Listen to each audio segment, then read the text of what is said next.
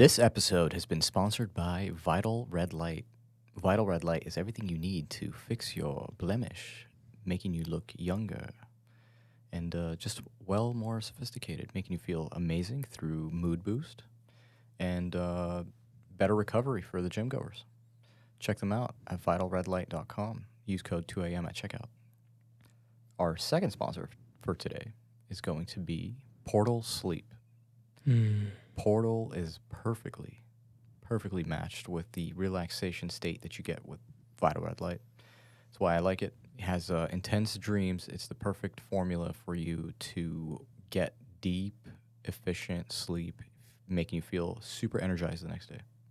Use code 2AM for that as well. We also have Exter. Exter is a accessory company for people that live on the go. It's perfect. I use one of their wallets. It's the card holder that has fits up to 6 cards. Mine is carbon fiber, which is pretty sick, and I love it. It's really sleek. You pull it out at the gas station, people look, what is that? I'm like, yeah, it's my wallet. Use code 2AM for that. The next and the final one is going to be Rarebird Coffee. Paraxanthine. I know ZAID loves this. Our favorite. Yeah. For anyone that has a high sensitivity to caffeine, this is the perfect alternative to coffee. Has the same benefits as coffee, except you don't get those jitters in the morning. And it won't disrupt your sleep. Excellent. Go ahead and check them out. Taste it. Do whatever. Use code 2AM at checkout. All right. Without further ado, let's hop right into this. First thing that I have to say is that this 6 milligrams in is hitting. Really? It's hitting. Damn. When was the last time you had a 6? A couple days ago. I think it's the fact that I'm a little bit sleep deprived and a tiny bit dehydrated. Sometimes I feel like if things are mass produced, you might get that one pouch that's just insane. Like it's not 6. Dude, you know what? Okay, so it's funny that you brought that up because I got a, what is it, wintergreen, the green? Yeah. 3 milligram pack, all right? For some reason, this pack hit every single time. And listen, I'm an obsessive personality, so when I buy a can of Zins, I'll usually go through half the can in a day. Are you sure it wasn't 3 milligrams squared? Because that should be hitting. But yeah, I do believe in that, actually. Yeah. I think, every once in a while there's one batch that comes out super strong. Yeah. No, I believe it. And it's with anything, really, not just nicotine. Like, I don't know, I think about what if there was extra sugars in something, like a Coke. I don't know. Could happen. Yeah. Or you go through the drive-thru. Yeah. They put they don't make it by hand, but you get my point. Dude, if they made soda by hand, I'd go there every day. Yeah. But there's just something about nicotine pouches or nicotine in general that if you abuse and you're sleep deprived and you're dehydrated, it's a terrible time. Yeah. It's not fun. Same thing with caffeine. Like, what if you pick up a batch of your favorite Pete's coffee, right? Grounded, you're cool. And then one day you just get the jitters, and you're like, "What the hell is this? I didn't expect this much caffeine." Like, what if there was a way? Like, if we tested it, right? That's the only way we'd find out, because I think maybe our bodies are unreliable sometimes, depending on how much sleep you got, how dehydrated you are, or how hydrated you are. Whatever. There's a fine line with stimulants. There really is a fine line, so be careful out there. Stimuli. Dude, we're not recommending anything. I had the funniest thing happen to me today. I actually didn't know what to think of this, but I was at my photo shoot for the day. I was doing a real estate photo shoot, and there was a particular house in the city of Riverside where I was shooting, and I was like, I can tell it's one of those really shitty houses. And what made you say that? Dude, it's one of those, because from the outside it looks fine. You walk in, you're like, oh my God, I don't think this place has seen sunlight in maybe a decade. Damn. You can smell that stench from the carpet. They have pets. It's just like smokers? I mean, it's been smoked in. I don't know if they're smokers though. That's gross. Didn't come off as smokers. Dude, you can tell that carpet has been pissed on, shat on, anything you could possibly imagine. Vomited on. Yeah. And then on top of that, no sunlight. So bacteria is that's kind of the word that's hitting my mind. when Well, I'm in there. sunlight is a disinfectant. So. Yeah. And anyway, so I bear through it, and I do the interior, and I'm like, all right, finally the backyard. Let me get some fresh air. Go into the backyard. I'm like, oh, okay, it's quite empty. It's just like, they need to mow the grass and stuff, but nothing too crazy. And every once in a while, you get a client like this anyway. So you just have to deal with it. You do the same exact formula. It's just the house looks like shit. So nothing we can do. My pictures look the same, though. Anyway, so I'm sitting there doing one angle from the left side of the house by the back door, looking out into the space, so the opposite corner. Okay? And as I'm walking to the opposite corner to fulfill that one, I see something come out of a tarp, okay? And there was a naked man that goes, hey, how's it going? And, dude, at first, it scared the shit out of me. Because from what I know, the owners are inside, right? And this guy's just holding a toothbrush, naked. Are you serious right now? I swear to God. Okay, this guy is looking at me. He comes out of a tarp. And mind you, this is in like my peripheral. So I'm not directly looking in that direction where he came out from. But it was in my peripheral. Why? Because I'm putting down my tripod. So I'm like, I see this. I freak out. I'm like at first, like the vibration of my body changed. Like I got shocked. And then I realized he's naked. And he goes, hey, how's it going? And I'm like, good. I think, no. The first thing I said was, hey. That's the first thing you said? Good, You You didn't tell me about this before the episode. Did you leave this just for the episode? Yes, I did. Oh my God, on purpose, dude. okay? And my personality is always like, let's just not think about it. Whatever, it was random. This guy obviously lives here. I don't know what the hell he's doing. But I'm just shocked at that point. I didn't know whether to laugh, cry, or just be concerned, I was just like, whatever. I'm just going to finish the shot, get the hell out of here. So I go back into the house from the backyard door. And I'm like, all right, I'm ready for the front door. So I'm going to go do that, and then the drone shots. And then she was like... The drone shots? Okay, oh yeah, my perfect. God. Do you want me to move the cars in the front? And I was like, yeah, please. And she's like, okay, will do. And she's like, oh, by the way, don't mind that guy in the back. And I'm like, maybe a warning before? Maybe lead with that. Who the hell was that, Not even who was that. What the hell is he doing there? I don't know. It was just... I can imagine you getting a drone shot and this dude just comes out butt naked. Bro, oh my God. like the thing is, and I started thinking about it more. I'm like, what if I scared the shit out of him? But it was like vice versa, Like he scared me, but it's because I scared him. I don't think so. I don't think the type of person to walk out naked when strangers are around is the type of person to be scared by your presence. It looked like he just woke up. It's like, oh, hey. good morning. How are you doing? Good morning.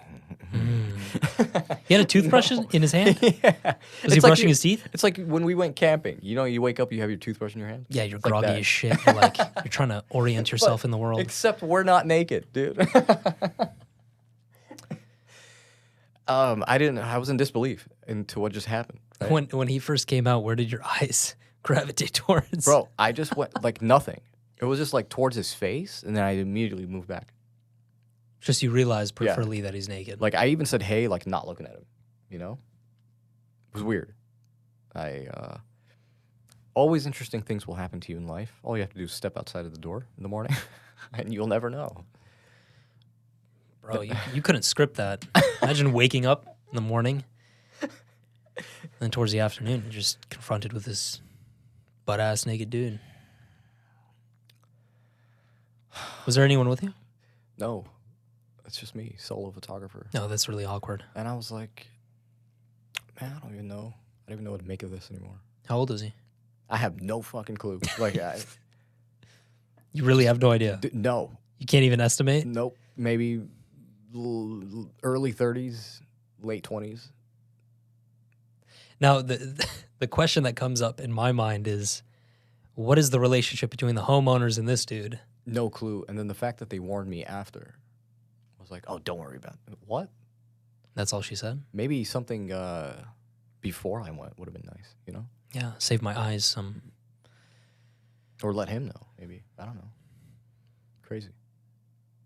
Because I thought I was tripping. I was like, some of my first thoughts were like, does this guy live here? Or do they know? This dude is just bumming it out in the shed. Yeah, dude. Oh, hey, good morning. Whoa, sir. Good morning, John. But, I mean, he dipped quick. Like, he said, hey, how you doing? And then, like, I basically said, hey, turned around, and then in my peripheral, I'm like, oh, he's not there anymore. Did he get dressed? No. Just left he straight. just left. You just left naked. Yep. Maybe he's one of those nudists. No, there's no way. Come on. What other scenario? Like, Bro, he's in his house. Like, that's what I'm saying. Like, did I walk in at a wrong time? Walk out? What the fuck? See, I'm not even in or out. Like, I'm outside. okay, I still have to ask some questions here. When he said hi and you said hey or whatever, did he just stand there and look at you? Yeah, with a toothbrush. But again, For how long? I'm not directly. I know. Stare. But for how long was he there? I would say probably a good 15 seconds, 10 seconds. That's Like, it was a quick in and out. Like, it felt like I walked out as he walked out. So when we crossed paths, it was like whoa, both of us. You know? okay. Maybe he was just sunbathing. I don't think so. There was no sun. Oh, It okay. was drizzling this morning. See? I don't know. It's just, it was a weird encounter. Some weird people out there. Dude, I've seen weirder stuff like that than I have, like, ghost adventuring, honestly. On this episode of The Ghost Hunters. Which, by the way, Naked ghost I actually watched an episode recently. It was so ghost stupid. hunt. Nothing happened. Like, so, for example, this is how stupid the show is. They'll have maybe 3 or 4 encounters in the span of, like, let's say 20 minutes. And then they skip through 6 hours of potential footage, and they just end the investigation. Yeah. What did we find? Oh, we found a few whispers on the tape recorder, and that's about it. And then you hear it, and it goes, Tyler. I'm coming for you, bitch. Whoa, did you hear that? Yeah. I was going to say something before that. Shit. EMF, Ghost Adventures? What? No, it was something different. Something different. It was like off topic? You know how frustrating it is to lose a thought? Yeah. I know exactly how that feels. Anyways, Anyway. maybe I'll find it. Anything interesting happen at DexaFit this week? Last week? No, not really. Interesting. It's one of those jobs where you don't come across like too much craziness. Okay. What about any cool people happen to walk in? Oh yeah, there's a lot of cool people. I mean, 4 to 5 years ago when they started the company up, Conor McGregor and his team came in. They literally shut down the entire place. And Oh my they just came in God. and did their scans and everything. And we get professional MMA fighters, boxers, trail runners. We get some pretty intense people. Yeah. We're going to shut down every one of these doors. Every one of these. Walking in like Yogi. Fuck it. It's not DexaFit anymore. It's Fat. No. It's Connor Fit. It's Conor Fit. McGregor. Yeah. Oh, that's cool. I mean, it's kind of, I've always thought about this, and I'm like, it's always cool to be in like an industry where it's accommodating to professionals and well-known athletes and stuff like that, or even celebrities. You know, Yeah. like, there's a lot of people in the beauty industry that just either cut hair or do makeup or whatever for high-value people like that. And then at the end of the day, it runs for the general public too. You know. It's different clientele. Mm-hmm. That's what I appreciate about it. You're not working at I mean, there's nothing wrong with working at like a Carl's Jr. or one of these other places, but in general, the quality of clientele is going to be much different. I don't even think you can call a fast food customer clientele. Yeah, it's just a customer. It's just a customer. Yeah, and if they come more than once, it's a repeat customer. It's not a client. Yeah, we don't got no file out there for you. No files. Yeah. Hey, John, let me pull out your file today. Oh, famous star with cheese, I see. The huge. The huge. Going back to the lingo, the 2 a.m. lingo. Yeah. But what I find interesting about Ghost Hunters is that generally the American episodes are very boring. Mhm. And now I sound like I'm obsessed with Ghost Hunters, but I'm not. Ghost Hunters International, though, That's where it's at. from the past episodes that I've seen, yes. I mean, I agree because they go to like the catacombs and weird places in Italy and Dude, the castles where they have torture rooms, they have Oh, all dude. sorts of devices that have tortured people to the most disgusting degree. and I'm gonna believe that's real. Like, Of I'm course not, it's real. I mean, I'm not gonna believe that it's staged by ghost hunters. You know. Well, yeah, I do believe in ghosts. I think, if we're talking about energy in this universe and this world, yeah. And why wouldn't it be a possibility? Yeah. Not just that, but like the locations themselves. Mm-hmm. Like, are they pre-setting them up? Be like, yeah, we're gonna make this a dungeon room, and or is it actually a dungeon room? That's where I'm like, I think it's actually a dungeon room. Because a lot of these castles and places have a rich history. would you ever take a trip like that? Oh, hell yeah. Same. Go to Ireland? People call me crazy, but I would Creepy ass go to a mansion? castle. Yeah, dude. Castle? What the hell? Old school balconies up there. Nothing like it. The little lookouts. Even dude, everything in those buildings, down to the windows shape and like the window size, the material used to build such a building is just outright creepy. Mm-hmm. And do you think that's something like the media kind of created, or would you be born and just be like, that looks creepy, even though I don't know what creepy is? What do you mean? So like a castle probably felt really homey and comfortable at a certain time, but maybe because of movies and the influence on that made us categorize that as creepy. You get me? Yeah. I don't know. It's probably both. There probably is a real sense of like creepiness if you enter a place like that, especially that has a rich history of like all this horrific shit. Mhm. And the way when you think of castle, you think of Dracula, you think of all of these other Frankenstein, all this other stuff. Candles at night. So there's a cultural component, and then I think there's a real world experience component to it. Yeah. I mean, lanterns in the dark just give off a creepy vibe too, Next level vibe. right? Yeah. You start thinking of nuns and possessed priests and whatever. Some dude hanging on a tree branch. Yeah. Yeah. We got to make that happen one day. Oh, dude, what's interesting is the accuracy within like the Latin language. The Latin language just speaks like exorcism, demonic, like outright Black magic. Yeah, outright like ghost, paranormal, that kind of stuff. Mm-hmm. It's always the Latin language, So like when you think of casting spells, it's always in Latin. And then there's always a time that's linked with no matter what, I think, belief you have. Whether you come from Judaism, Islam, Christianity, Hinduism, there's always like this one shared or a couple shared kind of facts where you start to see like a pattern where it's like 3 a.m. We believe in like 3 a.m. like this kind of energy thrives. 3:33 a.m. Right? I think that's the one that I've heard. Something like that. Yeah. Supposedly when the devil's awake. Mm-hmm.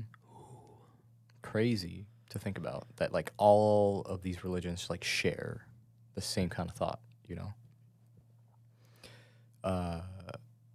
So when I see that, like especially in movies, like, oh, the clock hit 2:30 a.m. or whatever, it's always around that time when things start to go south. And it's like, where does that idea come from? You know what I think it is? Hmm.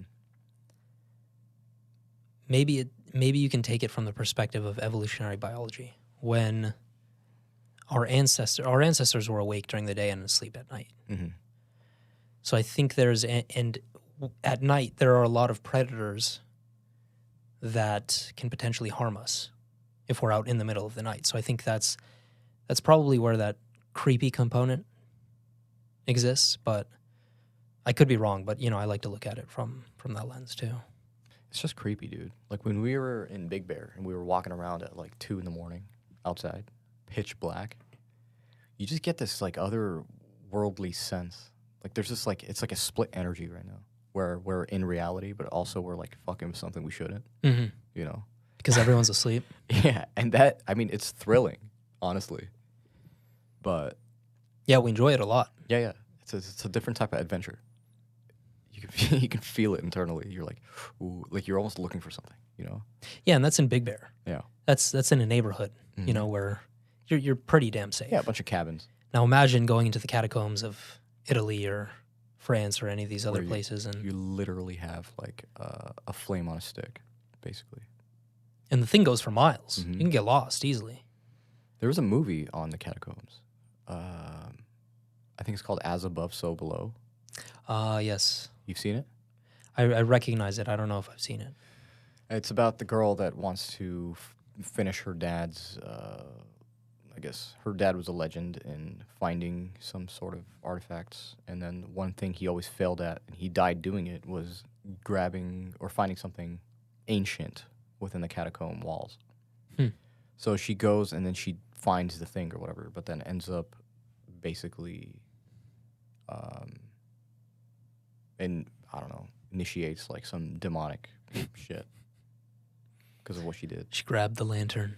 And they get stuck. Yeah, they get stuck in the catacombs or whatever, and then they're battling like police at the same time. So like a bunch of stuff's happening down there. But I think it was pretty creepy. What do you think the creepiest place is?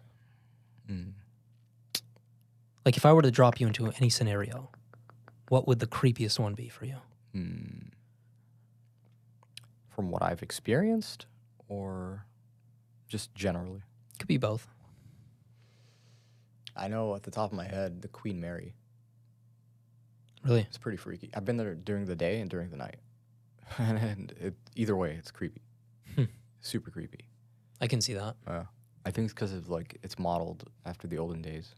So don't they have hotel rooms in there? Yeah. Oh, that's really creepy. And there's some rooms you're not allowed to book. Dun, dun, dun, dun.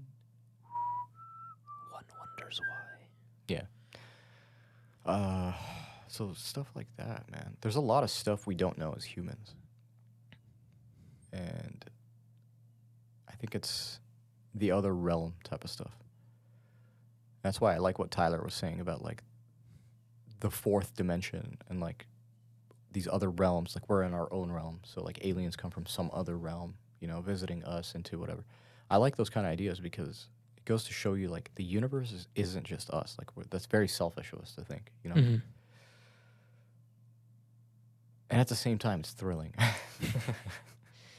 I think I heard the stat today. I can't recall it exactly, so I'll say it verbatim. But I think human beings can only visually perceive like 0.005% of the electromagnetic spectrum.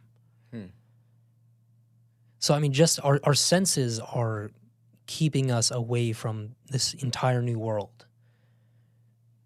Interesting. And who's to say, like Tyler was saying, who's to say what's in that world? So yeah, even the smartest man, he can't tell us what is. You know what I mean? Yeah, bro. I mean, intelligence is one thing, but it's certainly you can become so smart that you're stupid. In multiple facets, but intelligence can't be the only thing that you can rely on. Crazy times. Where everyone thinks they're the shit, but they don't want to reveal their background, you know? Care to elaborate? So, like, I will talk highly of myself without showing any proof. Ah, yes. Yes. You know, this is the times we live in. And it's the rise of social media. It's kind of what it's done. Everyone believes in themselves. You know, I was talking to someone about, it started off with talking about a clothing brand. It's like, oh, people want to start their own clothing brands now, you know? And this guy has been through it. So he's seen both sides. You know, he's seen like the whole business side and how competitive it is, and then believing in his own ideas and like and why he likes clothing to begin with, and what kind of styles he would basically create. You know, and he's like, it's not about your ideas. It's about literally getting it out into the market and studying the market, because a lot of it is timing. So he was essentially like, yeah, because we were watching a video about this kid where he was just like, my dad's yelling at me right now, you know, and this guy's like scared and he like ran away from home. and his dad didn't believe in his product. His product was a hoodie, okay? And this hoodie was ugly. It was ass. But he was like, he believed in it so hard that he was like, yo, like, he's trying to make people buy it, you know, on TikTok Shop. And then all the comments were like, yeah, dude, just listen to your dad. This is this is terrible, you know? Hate to break it to you, little guy, but this isn't it, you know? And that's the general public. That's the general market telling you, nah, like, this is horrific, you know? Yeah, there are good ideas and It's bad not ideas. going to do well. Find something else to do, right? And then I started thinking about, like, okay, this kid, all right, before the general public started giving him, like, their 2 cents and, like, their comments, there has to be a way, there has to be something going on in his little circle, his little hub, where everyone's kind of, like, just believing in him just because they're homies or whatever. And no one wants to actually ask the general public until it's too late, you know?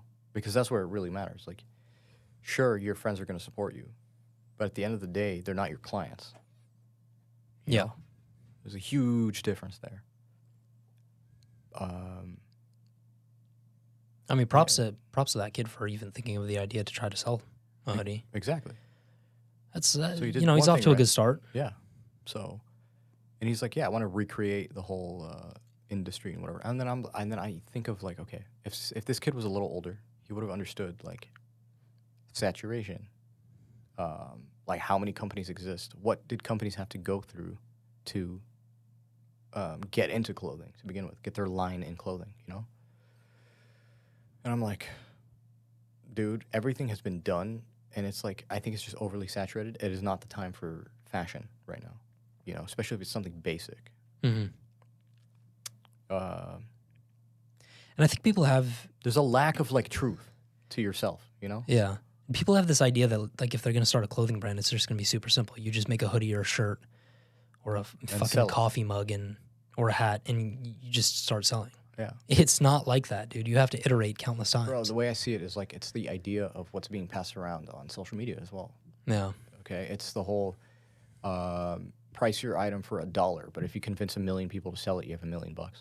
Oh, so to buy fucking it, sorry. simple.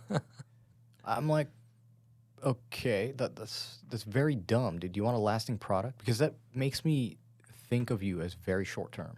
You know, you're lacking real skill because you don't want to develop anything. You want to develop money. That's it. You know, and the whole chase for money is very stupid because then you won't be rich forever. You know, you're going to make that sum and then move on and be like, okay, what's next? You know, one thing I also have a problem with, going back to your original idea where people focus so much on, like, boasting themselves up with nothing tangible behind it. I think people are too caught up with themselves, and other people who are watching creators or entrepreneurs are too caught up with the individual as opposed to the work.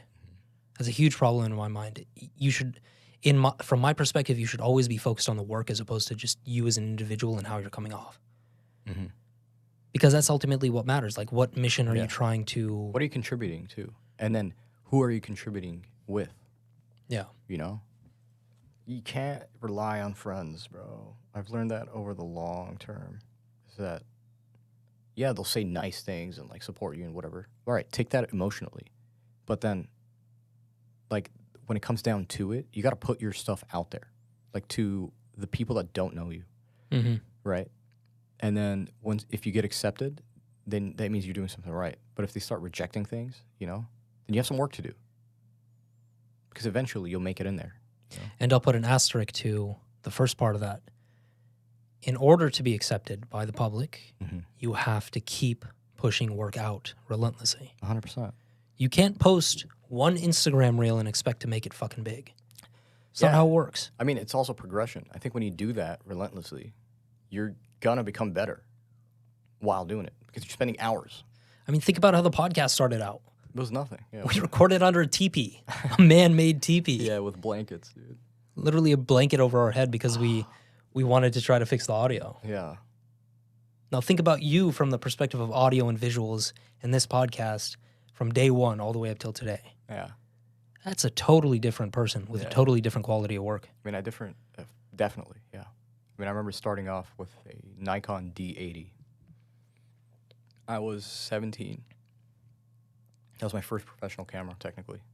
Semi-professional was a crop sensor, but like honestly, there was a lot of times where I'm like, how do I do that? Or how do I do this? And you would try it and it still wouldn't work out as much as to your expectations as you thought it would. So then you would try again, that same technique until you figured it out. And then you're like, okay, that's only like one thing from this whole entire chapter. And this chapter has like 20 things I still need to learn. Mm-hmm. I spent like a year on one, right? The next one took me 8 months. The third technique to master took me like 6 months. And then that's it. And then from there, it was just like month, week, 2 weeks, you know? Mm-hmm. And I shortened that because I think I also learned how to handle new things too better. So in the practice of building techniques, you built your the way you perceive them too, like how to take on new stuff, you know? And once you have a technique, you have it forever. There's no Exactly. going back. Yeah, because you solved it in your own way. There's not like a mathematical formula for you to be like, all right, in order to do this, you're going to have to figure out that, this, and equals that.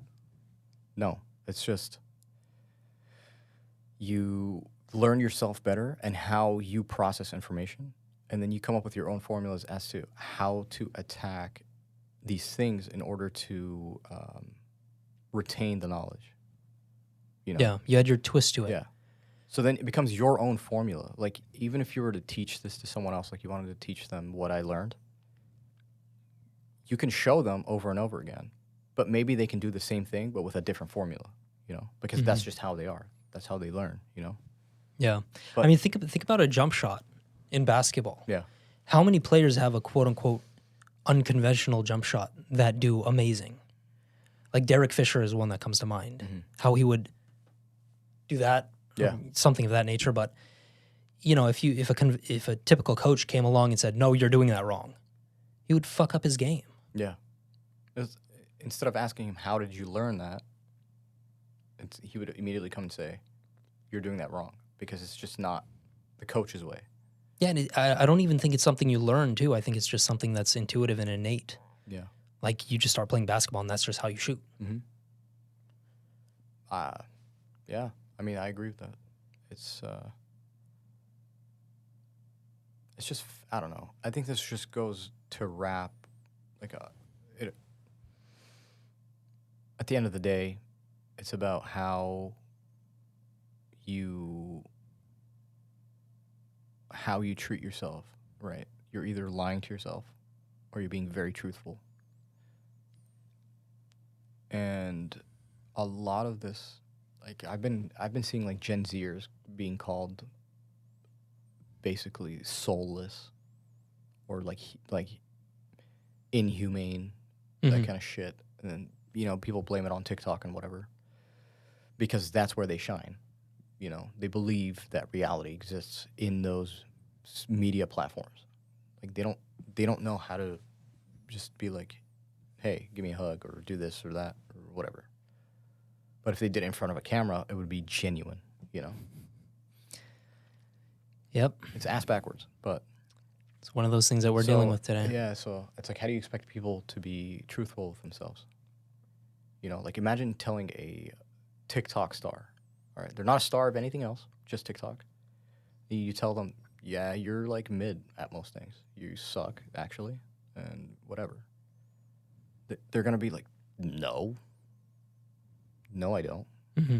Because they have all these accolades coming from TikTok and whatnot. Yeah, because they have the numbers on TikTok. And you're Yeah. like, what the hell? That doesn't mean you're good at basketball and you can run a 5K and do all these things in the real world just because you have the ego, you know? That's why I go, prove it, you know? Like some sort of resume. There has to be some sort of resume here. I don't know. But, you know, society's fucked when everything becomes secondary except social media. I swear. Yeah. Anyway.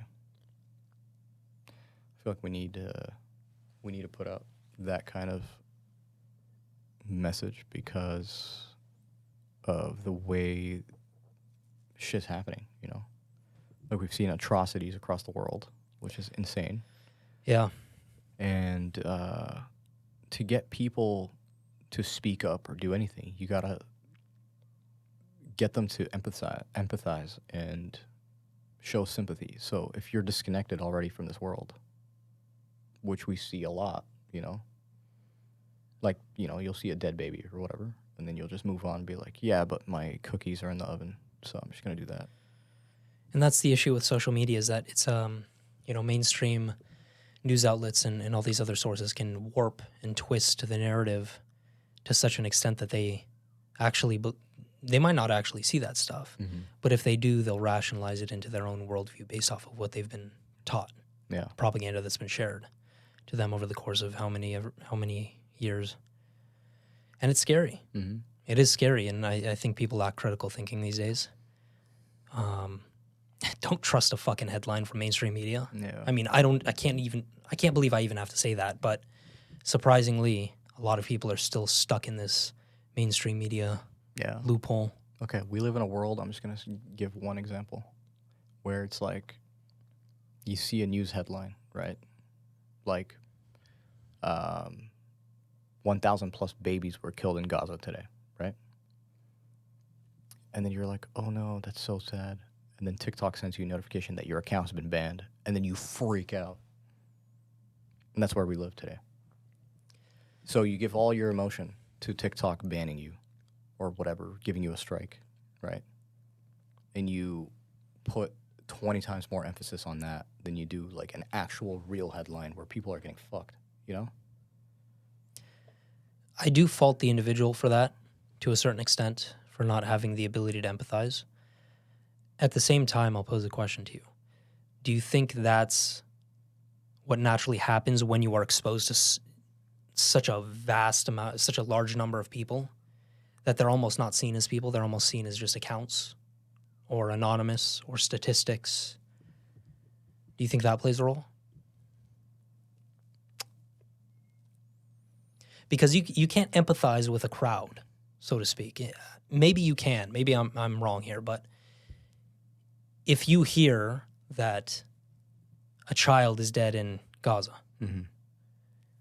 you don't know that child's name, you've never heard of them, you've never seen them, you've never interacted with them. So my question is there a part of that where people are naturally more inclined to not feel empathy because they've never, it's not a face-to-face interaction. Do you get it? Yeah. No, I know. Yeah, I get the question. I just think it's a little bit more difficult to answer because the way I'm seeing it is that there's a complete disconnect between how they identify life according to them, right? So like I said, if things like, all hell goes loose on social media, they'll be panicking, Mm-hmm. And it's because they regard life as that. They don't regard life as in, I woke up this morning, the sun came out, and then the moon's going to come out later, and all that. Like, they're completely disconnected. And I don't want people to misunderstand my take there. I'm just saying, like, there's a quote: "One death is a tragedy, a million is a statistic." Mm-hmm. I think it was Joseph Stalin who said that, but that's real. Mm-hmm. That exists.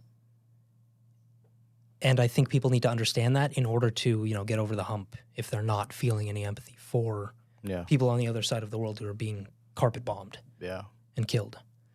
Yeah, I really, like, the way I see it, at least, is just the definition of what life is to you. Yeah. It's kind of what it is, And values play a big role, identity, all that stuff. Yeah. Like, people are dying, oh no, but I got fired, oh shit. You know what I'm saying? There's a huge disconnect.